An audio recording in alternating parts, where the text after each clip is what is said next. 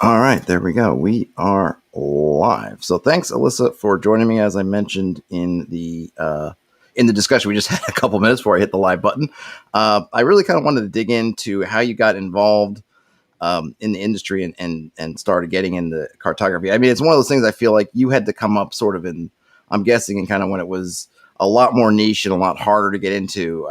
I see on Twitter and Facebook and everywhere so many folks out there, either just self-publishing their own cartography or doing it. But I imagine you've been in this a long time. It was a much more of a interesting and potentially, I guess, difficult transition into this kind of niche work than it is now. Then people are going to hate me because it kind of happened by accident, in all truth, for me. And maybe, I don't know, maybe there's a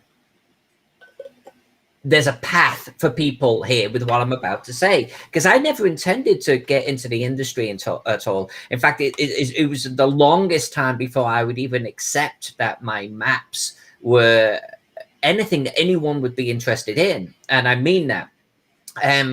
I was drawing them for myself for decades. And, I basically joined Facebook, and I was slow to that. And then what do? You join a whole bunch of D&D related groups and things, which I did. And I'm just hanging out there. In fact, it was Old School Gamers. That was one of my first groups. And one day someone shared one of their maps that they'd drawn. And it was a pretty good map. I mean, it was pretty good. But I looked at this and I was like, oh, you can share maps? Oh, that's cool. And so I did. I shared one of the city maps that I drew when I was in England for my own personal game. And the response I got surprised me. Like, it genuinely surprised me, because I'd never shown anyone outside of my old school D&D group, ever. And so I'm like, oh. And then this thread lights up, and people are saying, do you have any others? I'm like, yeah, and yeah, and yeah, and yeah. And people were virtually falling out of their seats. And from that, and this happens, I see it happening to other people, you get someone come up and say, can you draw one for me? And that was the start of it. Because going from just drawing a map for someone's, personal game, and I'm like, I don't know, $50, maybe, sure. To someone then contacted me who actually was self-published. He had his own little sort of gaming company, and I'm like, great, yeah, okay. But the whole thing was like this wild ride where I'm like, I'm not sure what's happening right now. And then I swear, before you know it, Cobalt Publishing contacted me and said, will you draw us one? I'm like, sure. But I was honestly, I was kind of just swept up by it. I wasn't planning on it, and I think maybe partly because I wasn't pushing it. And I will say, if you go back 15 years or whatever it was, I want to say there was almost less of it going on too. So I think it was good timing for me, but it was also, I wasn't there going, hey, look at my great map, anything like that. I was just that I've got one too. What do you guys think? And it just kind of got its own life. Sure. And I would say that if anyone is wanting to, get their maps published or draw maps for other people, honestly, in fact, it's twofold. One, I mean, yeah, you just share it. It catches eyes, and people will be interested in getting their maps done. Without a doubt, they will. I get contacted by, fictional authors and that type of thing, all of the time. It doesn't have to be even the RPG industry. But then join the gaming groups, not just the cartography groups. If you're in the cartography groups, you're sharing your work with other people. And some of those people are just mind-blowingly good. And it's great because we could all sit there and applaud each other's work, but none of them are really hiring necessarily. They're just like you. They're almost competing with you for whatever things are out there. Right. So go over. There's a Discord group where you could join where commissions will actually be brought in and say, does anyone want this? I think the Cartographers Guild A regular web forum is a great place to be for that type of thing too. But joining gaming groups, and there are so many of them out there, even Discord groups, because none of them object. Don't sell your stuff. Don't sell your services. Just share your work. Go, I did this, and I guarantee it that people will see it and go, can you do me one? Because that's exactly what happened with me. Yeah, I think actually maybe I had it reversed. My first idea was maybe it was harder for you to get into because there wasn't all the environment around it. But now maybe I'm thinking it was, like you said, the timing was good because things were opening up and it wasn't flooded. Because now so many people are out there. So many people have cartography kind of side business. So many people are not even just doing their own hand-drawn maps, but using the different apps and then putting maps out. That it seems like it must have been in some ways it was a smaller pool that you were getting into of folks who are out there doing kind of really sort of A-level map making. Whereas now I feel like that pool is like an ocean. I mean, there are just so many folks out there. But I think that's a really good thought about having people go in and interact with the gaming forums. I think everything works better. They say this about creators and everybody else, right? If you're going to go market to folks, don't just join to throw your links in and say, buy this, but actually join and become a part of it. And you were obviously running games. So they weren't just things that you were just putting together to sell, but these were from your own games. So they have your own personality in there and your own things that you can really get in there and discuss. What is, I don't even know, what is your other, I know you don't just do map making. So what is your other occupation? Is it art related? Is it something else? No, my day job is the antithesis of art. Honestly, it's I am in the software industry. I'm actually a project director. I believe my title is very long and convoluted, and basically I'm a technical director and project manager. So that's my job. I actually have a background in programming and technology, but then doing something creative is that zen for me, whether it be maps or, you know, the miniatures that I've got behind me, painting miniatures. It's that type of thing. That's really amazing. Did you go to school for art, or is this something you always were doing as just a hobby in the background, and you just found a way to make an outlet in the background? You know, the crazy thing is, I did go to. I have a bachelor of science of bachelor art or whatever it is now. I gotta forget. In graphic communications, which sounds very, very, very artistic, but it wasn't. Because it was actually a job that sent me to college to get this thing. So everything I learned was for the job. So everything that was photography or painting, I didn't get to do that. I got the mathematics, I got the CAD CAM, you know, and that type of stuff. And I guess then my life starts going in a technology direction. How did you establish your own kind of mapping style? Is that an outgrowth of the fact that you were making maps for a long time, sort of just in your own bubble before? Because when going to the Cartographers Guild is great. I love it. But it always makes me depressed. But I always feel like then after that, I'm trying to copy all these other people, see if I can kind of do what they're doing. But was it advantageous that for at least a long period of time, you were kind of not even intentionally, but sort of honing your own style before it became something that would get out there? Did you find that? Yeah.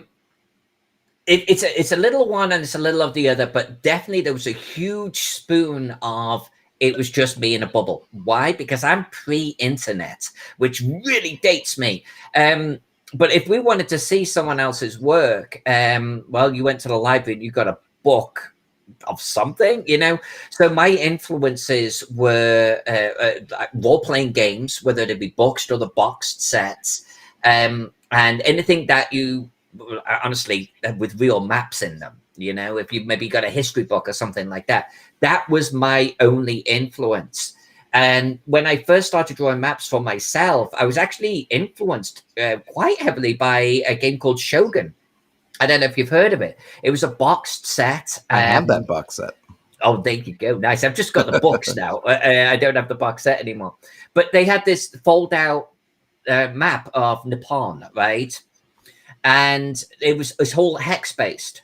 So the first map I think I ever drew was hex based, and that stayed with me for a short while. But then now I've got to draw the towns that I've actually put on this, you know, hex continent or this hex world, and that then is like I had nothing to draw from. Like I had no inspiration, so it's like I'm just doing this myself. And I don't want to say I figured it out, but you kind of figure it out. You have to, right? But that forced me to have a certain style. And if there's one thing, at least about me, that I'm grateful for, is that I draw like an idiot. I love drawing details. I love just drawing mindless little squares over and over and over and over. And I've always been like that. And so now we flash forward X amount of decades, and that is my style now. That is what I do. You know, you can tell one of my maps because very few other people are doing it that way. And I'm grateful to the bubble because of that. So you do a lot of your stuff, even when it's doing those kind of little details. I know what some people do is they'll make sort of a texture, kind of a texture brush, sort of brush over it, which works great, but you can kind of tell versus the sort of handmade detailing. But I always feel that's when I watch really good artists and I go, that's what separates me from them, is I don't have the patience to go in there and spend a lot of time making tiny little bubbles. I'm looking for, how can I make that shortcut that'll do it.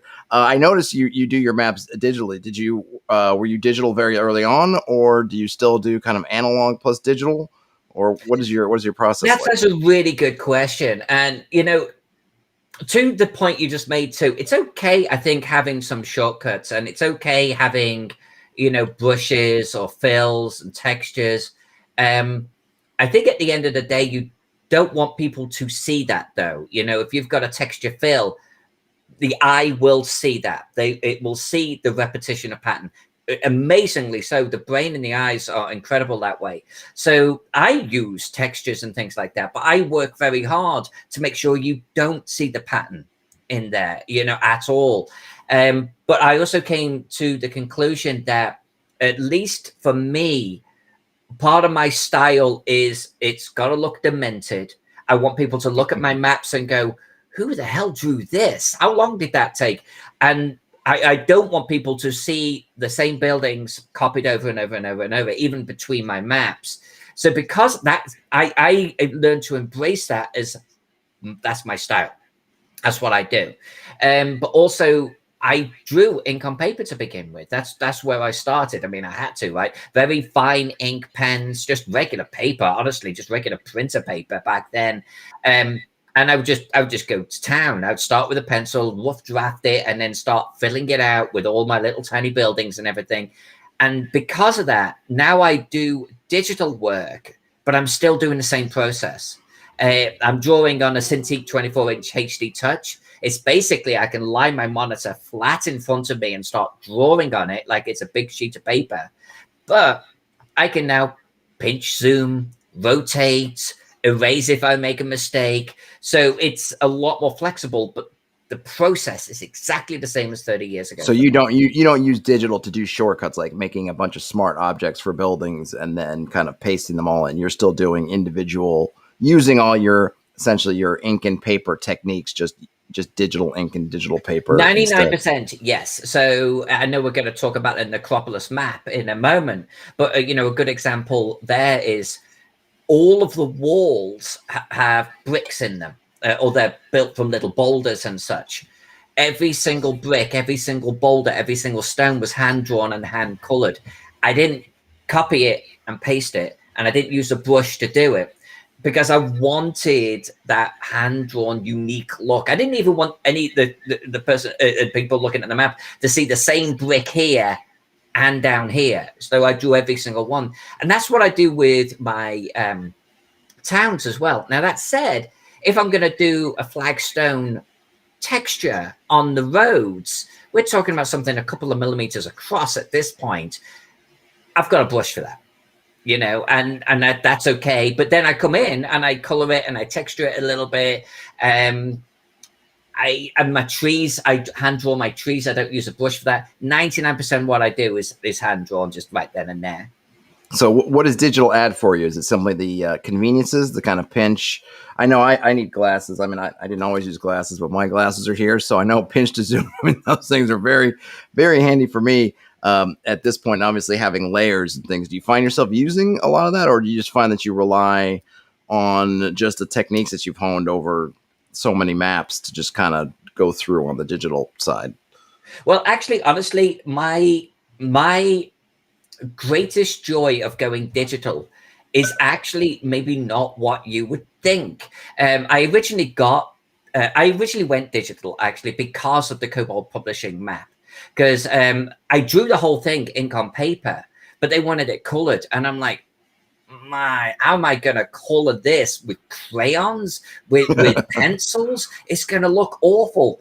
And there was this realization, I'm gonna have to do it digitally. I'm not gonna get the look I want otherwise. I mean, maybe watercolor or something, but I'm not gonna get the look. So that's when I took the plunge. And it was purely for, I want to say, the power of being able to, I've got this little sun dot on me, like someone's got a laser. So I could like basically experiment with colors and color it, like in the old school style, but be able to take it back if I wanted to, that type of thing. But what happened is I also realized that I could experiment, and it happened accidentally too. It was one of those things where I would draw something, not like it, rotate it, change it, erase it, edit a little bit, and I never expected that. And that's the real power of the going digitally. Yes, you can zoom in, and I do, to draw those little tiny crates or a horse in a field or whatever. I definitely use the advantage of that, and it's very, very, very powerful. But honestly, it suddenly empowered me to take risk, because you can't do that ink on paper, and it was subconscious. And the minute that I started taking those risks, my level of artwork just went through the roof. Yeah, that's a really good point, because I, again, on my own little scale, I've made something that I'm fairly proud of, and then I'm thinking, well, now I need to color it or do something else, and I'm looking at like, should I make a copy of it? How can I do this? Because I don't want to potentially ruin what I have if I suddenly put the wrong color and realize hours of my time is suddenly gone. But yeah, you're right. It's something like Photoshop. You can put a brush in, you can change the opacity, you can change the way it blends with other layers. And if you don't like it, you can just highlight, delete, and all your lines and all your other work is, perfectly fine. You can sit there and say, how am I going to draw a pyramid? Let's try something. And if it doesn't work, do it again. And that is so empowering, believe me. Absolutely. Let me ask you something just on a side, because it's something that maybe you can enlighten me. When you're going in and you're zooming and you're doing these great details, is there a trick or something that I'm missing as a rank amateur, how when you zoom back out again, it doesn't become like all your details just don't merge together into a blob, which is what happens. I'll go in, I'll do something fine, and then when I get out of there, I notice, even though it seems like when I'm zoomed in, the lines, I've got, the lines are different thicknesses, and it looks great. I'm at my little crate, and then when I zoom back out, I'm like, okay, all I see is just kind of mush as all my lines have run together. Is it just a matter of me having to practice it a billion times, or is there something I'm missing that you can be my guru for? Well, funny enough, I've done it on my streams, and I do it now to like whenever I'm drawing, you'll see me a lot kind of, I'll zoom back out and I'll remind myself what the print size is. And I do it all the time now. And I'm like, I'll zoom out and I'll go, so this is going to be the print size. And I've got a brush that's working for that print size. Let's say 9 pixels across, 10 pixels across, whatever it is. So when I zoom in, like, and maybe I want to start adding some details of, a slide in someone's backyard or something like that, I don't change the brush size, because I know that 9 or 10 pixels is right for the final print. It has the right weight to it. And if I go blur and my slide looks like a little blur, well, that's a reminder that at print size, it's going to be a little blur. I don't then take the brush down to 2 pixels or 1 pixel and then start drawing all the little rivets on the slide, because when you zoom out, it's a wash, right? Right. So I'm just constantly reminding myself of what the viewing size is going to be. And you start to learn when you zoom in that a crate is going to be a pixel across. It just is. So draw a pixel. If you do 5 pixels in a little uniform shape on a wharf edge, near a warehouse, the brain will start to go, oh, I think they're crates. you don't need to draw the little slats of wood on there, you know. I think I definitely get caught up in doing all those. I'll try to put in all those little details, and then, but I got to remember that to keep because I think I do that. I will sit there and mess around with all kinds of different brush sizes and doing that. And I think I'm probably sending myself astray. So I'll have to remember that. So I guess we can get into talking about Necropolis. So what is the process for you? Because obviously you do a lot of stuff that's, you know, original. In this case, you were taking a pre-existing module adventure and which already had maps and some of the things that were drawn.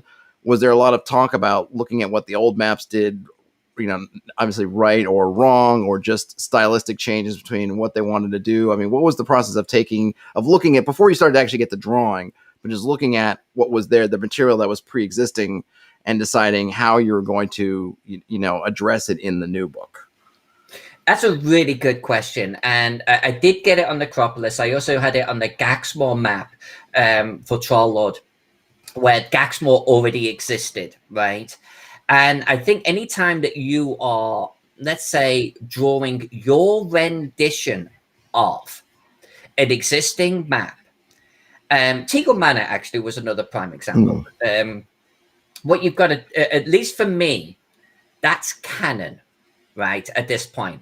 And if someone looks at a map of Necropolis from any of the previous editions, and they look at my map, at least by shape, it should be recognizable, right? Even the original was just basically just black and white. It wasn't like on the old school blue or anything like that, but it was just black and white. There was no real details in there or anything like that. Mine is 60 inches by 80 inches. It's drawn literally so you can put miniatures on the thing, and the detail has to be in there because of it. But every 5 feet is the exact same 5 feet than the original. If a corridor went 60 feet, and if there was a splint off to the right, if there was a secret door here, I matched that perfectly. So my process was honestly to start with drawing the outline, matching that original. Now I know I'm going to be drawing in bricks and every single flagstone and all of the furniture in the rooms, but my walls matched perfectly. And if you compare them side by side, you go, yeah, that's Necropolis, you know, and that's, I think, important. The shape, the dimensions, everything has to be the same. There was one deviation, I want to say, from a map perspective. I took two. And I always made sure that the deviation was to enhance the experience of the players and the GM and to make the map maybe a little bit more interesting. But I'm always cautious in that. For example, the map, I don't want to say it's symmetrical at all, but there's certain one area of the map that's quite symmetrical.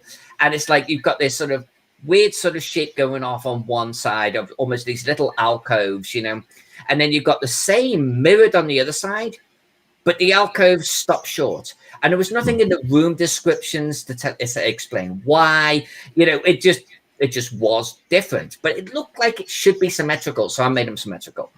There's a maze in there as well. And there's no spoilers, but the maze was kind of boring, you know? So I matched it perfectly, exactly the same. But I felt it was, you know, those little kid games that you get where you're tracing the maze. And you look at it and you can see the beginning and you can see the end and how to get there. The original maze, honestly, was very much like that. It was very, very, very linear. You know, you're not going to get lost in there. And so all I did is I hollowed out the center and put a room in the center that didn't exist originally with multiple ways off. Because I could imagine as a player going through this maze and coming into this room and going, oh, now where? You know, choices. And I felt that enhanced the experience. But otherwise, I stay exactly true to the original every time. And I presume that they were in favor of all your changes. I mean, obviously, it must have been a collaborative process because if you're adding rooms or adding these areas, and they have to, of course, create new descriptions and whatnot. So you're going back and forth with Necromancer / I guess Frog God. Right, Frog God owns Necromancer. No, exactly. And it you know, it really depends on the project, right? And so I'll mention Gaxmore again because it was a city, but with Gaxmore, it was like, just do you. And so I went off and went nuts with this thing because the original Gaxmore map looked very light on buildings and it's meant to be this mega city. All of the points of interest are in the same location, the city shape is exactly the same city shape and size, but then everything else is all pure me, right? And I enhanced it. Well, you take something like Necropolis and you make sure that everything is the same. But what I do is if I'm going to change something, I'll float it past them first on something like that. I always give progress shots and things. And Necropolis was great because Mark Greenberg, who is the project manager and the lead writer on that, I was able to actually sit with him and talk about the dungeon and the writing. He gave me his draft writing, so I would actually sit there and read it and actually make sure that that's what I was drawing. But likewise, I'd give him progress shots, and he saw, let's say, the change I made to the maze, and there's actually something in that room. And he was like, okay. And he wrote it in.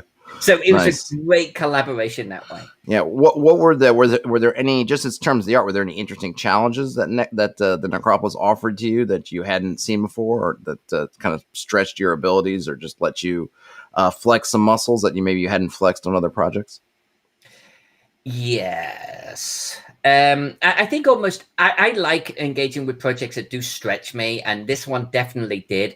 I don't think you can draw a Egyptian inspired map 60 inches by 80 and 90 and not immediately start to get a little bit overwhelmed, particularly if you just committed yourself to drawing every single brick and flagstone originally with no copy paste, you know.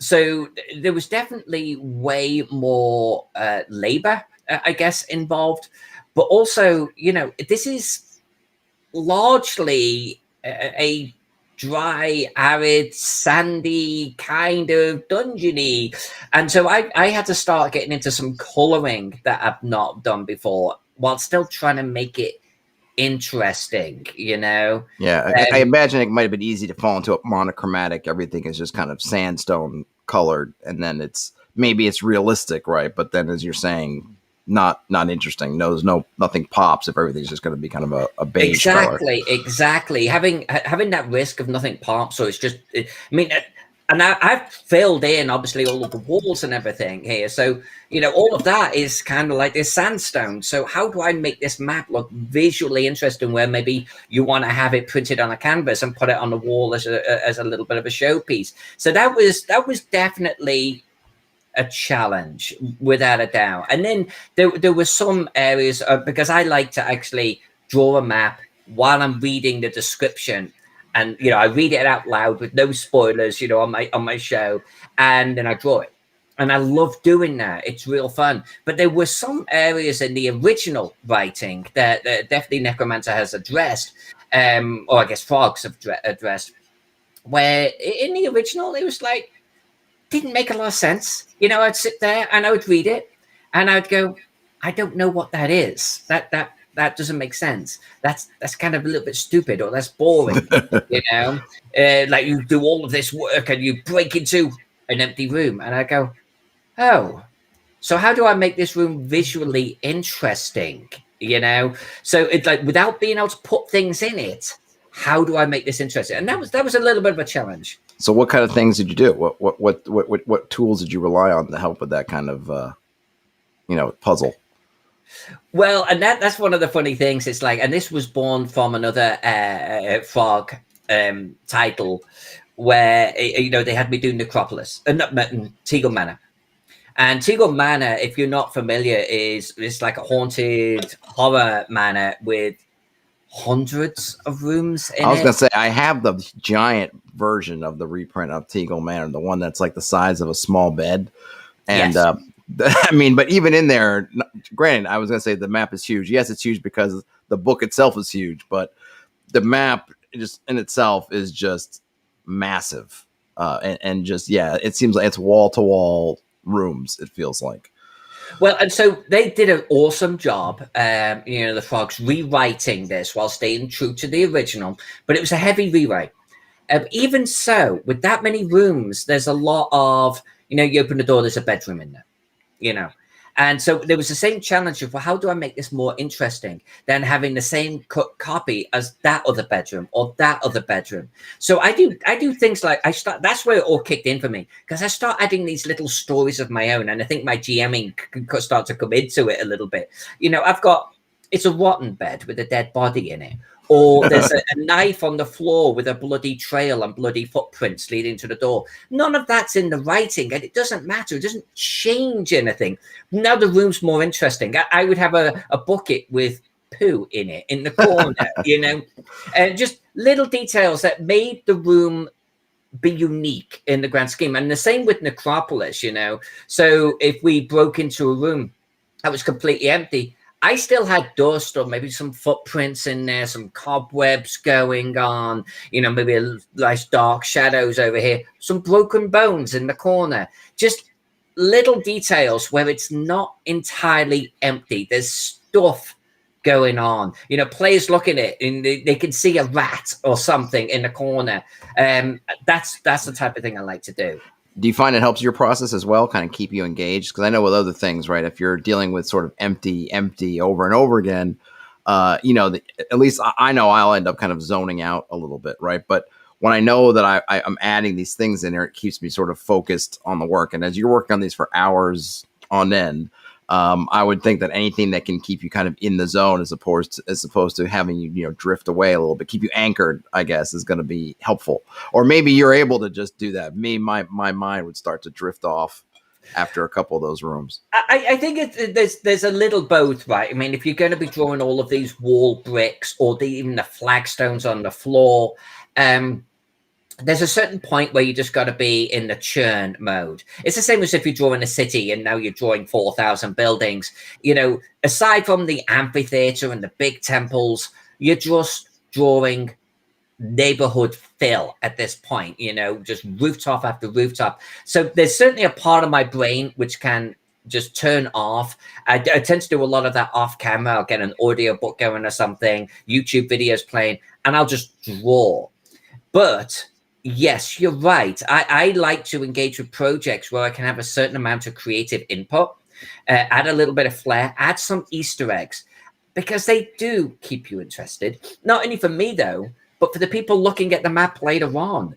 You know, I put a whole bunch of Easter eggs in Necropolis, and I want people, and by the way, some of them are the same Easter eggs from Teagle too.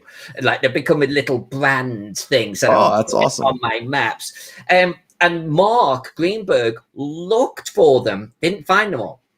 So I want to add that type of thing because I want people, even years from now, go, did you mean to put a teddy bear with a bloody knife in this room over here? Oh, yep.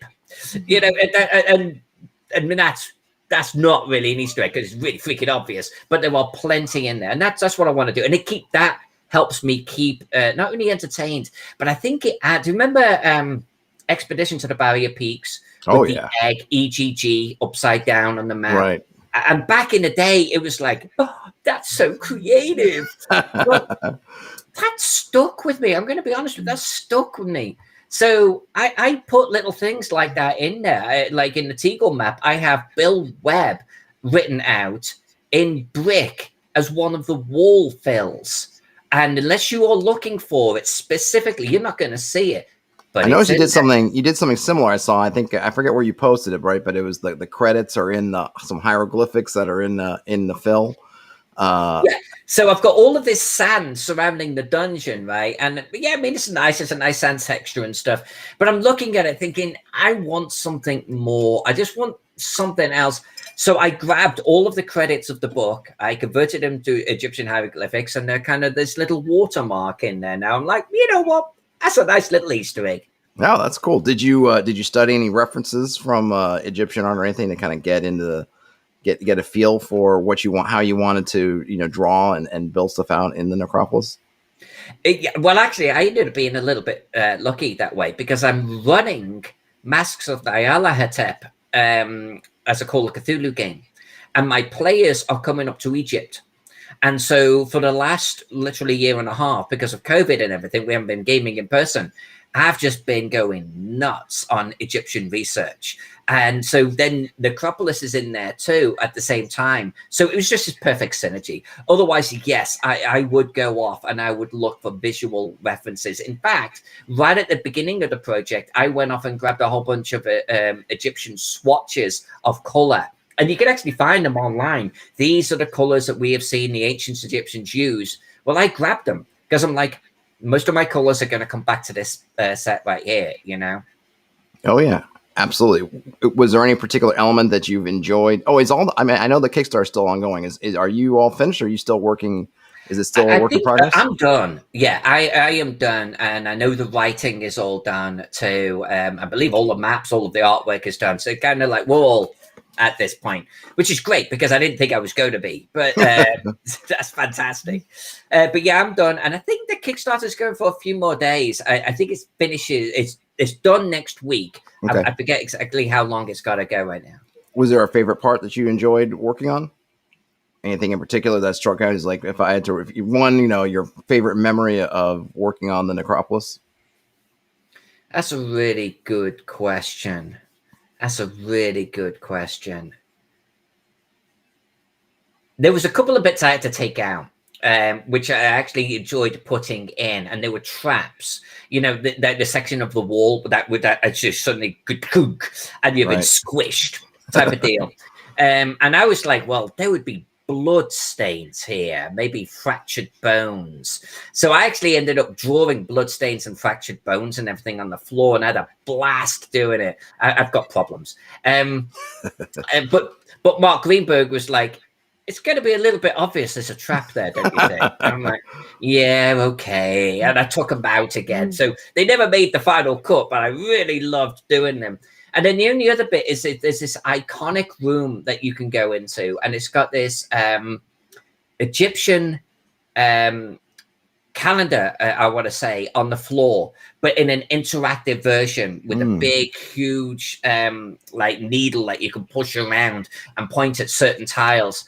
And recreating that from the original artwork, it was a joy because it came out looking awesome. All right. Well, I got someone in the chat. Everyone's been in the chat's been really quiet. Usually they're all bugging me, but right now everyone's quiet. But let's see. Boromos, the Sunstar Ranger, has said, yes, interesting rooms really make or break DM's attention. And as a bonus, if a DM or player picks up one of those details, is so worth the effort. Thank you, Alyssa. Well, that's a great comment and very true. And I like that. So I think it's the same thing whether you're looking at maps that someone used drawn or the rooms, right? It's easy to write as the author, well, empty room. But then as a GM, and you're someone a GM, so you obviously are well aware of this. When you see that in the game, it's like, well, what do I have to work with here? I've got nothing, but if you put in details, a knife, even if it's just a regular old knife, it's not fancy, or some bones or something, at least you can start to think about, even if the room description still says empty, now at least your mind can roam about what might have been here and how does that affect the room. So it really does, add a lot. I really dislike those room descriptions where it just says empty room. Like, at least give me something, like, tell me what it used to be, something, right? Don't just go empty. And I don't want to besmirch the original writing at all, but there were a few of those. Like, it was almost like Gary was getting a little bored in sections, or just couldn't figure out what he wanted to do with it. There were some rooms, and again, those spoilers where, let's say, you would open the door and it was an absolute tip of broken statues and things like that, and I drew them. I drew this room with a whole bunch of broken statues, but then across the corridor, you'd open up the door and the description would say, just like room 14. And I go, okay, but that, and then you'd open up like room 13 and it was, this is empty. And and it was like, come on, put something in there. And I think if you're drawing at the scale I'm drawing this type of thing at, if we're literally going to be putting this on, like, a VTT environment, I want the players to lean in, and even on the most boring of corridors, see interesting things going on in the flagstones, like cobwebs in the corners, a skull, a dead body, something that has that little bit of interest going on and makes the place feel a little bit more alive, Yeah, I think that was definitely something that probably they didn't anticipate at that point as to how people would be interacting with these games, right? Because it is definitely easier to get away from it in, say, a theater of the mind game, particularly if you're playing in a style where you're like 10 feet down corridor, open the door, empty, move on, as opposed to a VTT where, yeah, it's all, you're in there really super close and people are moving there. their icons around, their little whatever their figures, and so it really brings into sharp focus these places that are really just kind of dead end, empty spots. So it's definitely interesting how I guess the challenges in the kind of the way a lot of games are played now has maybe made some techniques like just putting empty rooms. I think that shows up a lot in older dungeons. You'll get in there and just say empty room, right? And I think the style was just moving on, but now not so much. So I think everyone appreciates that effort. And then Bromos the Sunstar Ranger also says Easter eggs done well really gives art a fun pop. Yeah, I agree. Easter eggs are always cool. I want you to honestly find little Easter eggs in my maps and get a little chuckle out of them. And some of them are industry in jokes too. Like, I don't know if you've heard about the gazebo at Teagle. That was like, there was this gazebo in the garden, and there was these industry titans playing this game like back in the 80s or the 90s or something.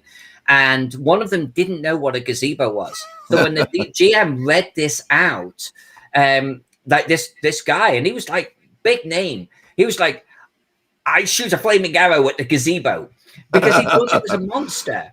And so I've drawn the gazebo. It was like the last part that I drew. I gave it a lot of love. It's just a bloody gazebo, for heaven's sake. But there's a fire arrow stuck at the side of it. Oh, that's great.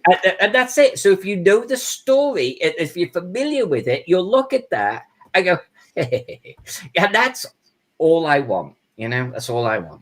That's awesome. So what's next? So this Necropolis for as long as your part's in the book. So can you share what's next on the docket?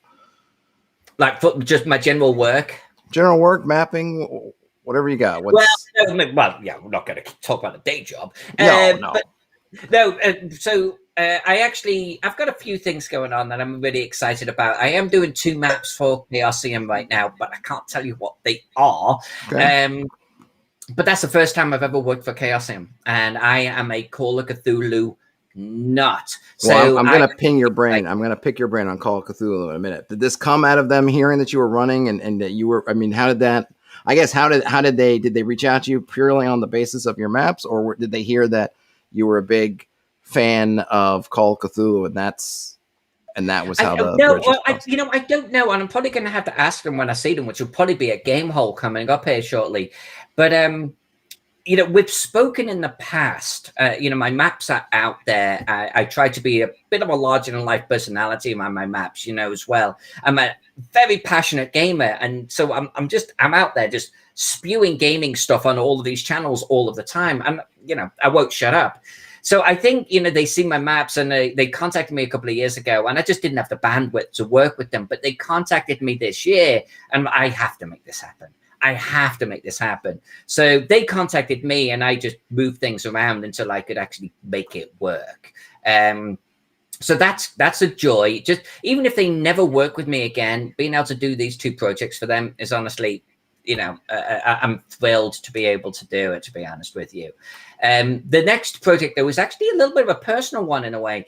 I did a map for Gygax magazine #1 back in 2013 or so. And it was called The Cosmology of Role-Playing.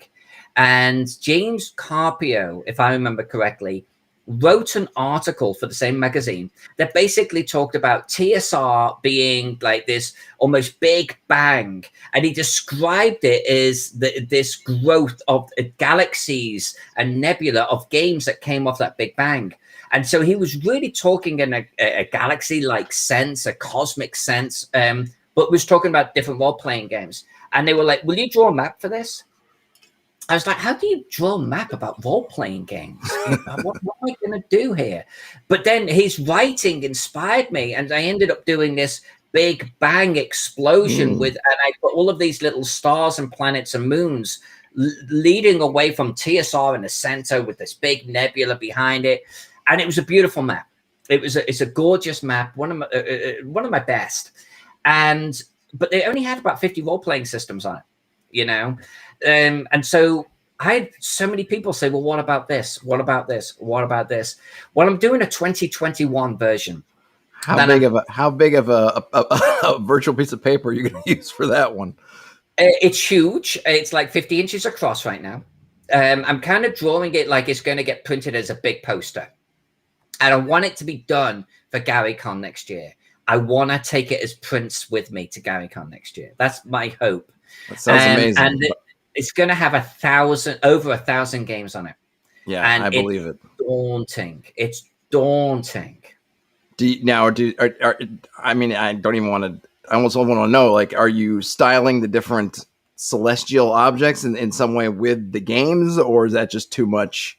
Because there's just so many. I feel like I would run out of, if I was going to say, oh, I'll make different galaxy colors or something for each game. I mean, when you get to, I don't know, I think at 50, I would already be going, okay, I'm out of the Crayola box is empty, so I don't even know what I would do next, but let alone 1,000. How are you approaching that from just trying to, differentiate and keep all these different games sort of, in a way, sort of popping in their own space in this massive? No, that's a great question, and I think, if you look at the original, it's partly because it's role-playing games, and we all go, ooh, because we start looking at old titles and we go, I played Gangbusters, so it has that element. But it's got some nice colors going on. But if you actually look at the detailing, I basically use the same moon shape over and over and over and over again, but the brain isn't seeing that. I think to a certain degree, I'm going to do the same this time, in that each game system will have a planet or a moon or a star or something associated with it. But for the collections, the Chaosiums, or with their plethora of titles, or honestly, we could start naming any of the big ones with multiple titles. I'm going to do Nebula behind, or something that has an appropriate shape, something that captures them all together and personalizes it. And of course, Chaosium is probably going to end up being, Cthulhu or something. I was going to say, you have to have some tentacles coming out of the Nebula somewhere.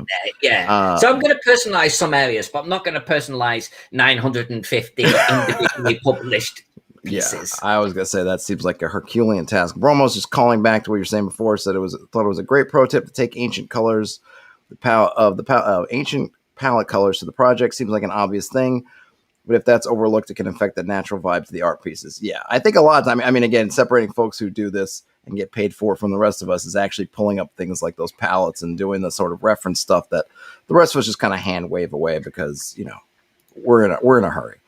So I definitely want to ask you about Cthulhu. I only played Call of Cthulhu once. It was like the one shot, I think, that came in I don't know if it was the latest rule book. I think it was version 7, which might be the latest one. But I really dug it. But it's something that I've always enjoyed. How did you end up? Are you a really long time Call of Cthulhu player? Did you progress from D&D or some other game to Call of Cthulhu? How did you get to Call of Cthulhu? Where'd you start and how'd you get there? Again, it was largely by chance, and I think it was a good chance. And I actually encourage a lot of groups to do this. This is back in the 80s. We're playing Dungeons and Dragons, and then Advanced Dungeons and Dragons. And we would do these 6-month, 9-month, 1 year, 2 year campaigns, right? But at the same time, you've got all of these other great games coming out. Chivalry and Sorcery, Boot Hill, Recon, Gangbusters. And we wanted to try them. In a group, we're all buying them, for individually based upon our particular interests. And what we decided that we would do is when we finished a Dungeons and Dragons game, we'd stop for 3 months to 6 months while the next GM is preparing for his or her game, and we would run and play something else. And so I got to play Paranoia, Star Wars, all of them. And even if it was just a short little game of a few weeks or a couple of weeks, I got to put my little toes in a lot of titles. And Call of Cthulhu was in there. And Call of Cthulhu and RuneQuest, if I'm going to be fair, were two titles that we would play a lot. We would keep coming back to them. D20 type games were always our staple, but we'd keep coming back to Call of Cthulhu. That's where I first got the taste for it. And then, I stopped for the longest time. I moved to the United States, didn't role play for a while at all. Had all my books and everything shipped in from England. Call of Cthulhu's in there. And I actually have it then. I've got a good group here locally. And I'm like, I want to do Cthulhu. I want to do Cthulhu. I want to do Cthulhu. And like, no one was interested at all for years. And then just something happened. We had a couple of people leave, a couple of people come on. And it's like, I want to do Cthulhu. And they were like, go on then. Go on. But I hadn't run for like 20 years or so. And so I'm like, all right, so how do I get back into this? And if you know me at all, I'm like, screw it. Masks of Nyarlathotep. I'm going in big. Jump. I mean, I think went that's all like in. the most well-known. I mean, I feel like that's a really highly thought of, highly regarded Cthulhu. I don't know. That's a campaign, right? I was going to call it an adventure. It's a campaign, and it's brilliant. I cannot not stress that enough. It's like I've got a table full of people who had never, ever played, and within the first session, they were in love. They were in love with just the format of the game because it's very open, you know. But it's also got that element of history, so you feel like you're actually walking around in the 1920s, which is one thing I love as a keeper. And I swear, so there's one of our players who's got a wife, and she's not a gamer at all. But we played at his house once, and I'm running this game, and she was like off, like listening to sports or something. But actually, at one point, she like turned the volume down. None of us noticed, and she's listening because it's like a story to her, and she was enraptured.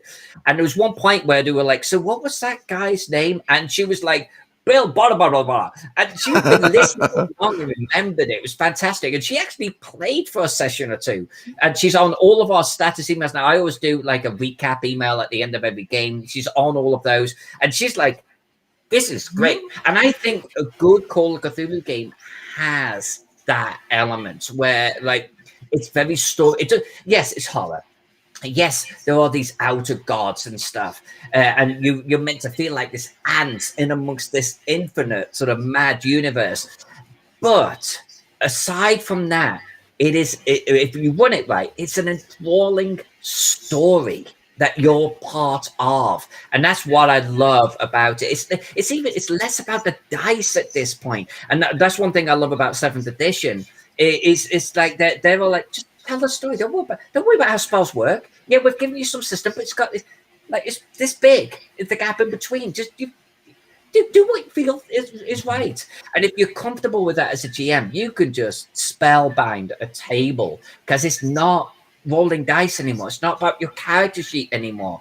Players are there, they're living it. And I will always be a fan of Call of Cthulhu because I imagine also helps in some level that we're in some version of the real world, right? I mean, you know, obviously it's the 1920s or whatever. And yes, you've got dark forces from beyond the stars that are coming in and rising up from the ocean. But inside of that, right, I think we have a shared reality that's much easier to kind of grasp for a lot of folks than high fantasy or Gonzo or something where it's really hard to process. Whereas Call of Cthulhu, if you've seen older movies, gangster movies, or just period pieces, or it's not even that far from our present day, right? It's very easy to get into kind of the flow of your characters. You don't have to make a leap to you being a princess or being a caveman from another sun. It's like, no, you're a guy who was an archaeologist or scientist. You wear the same.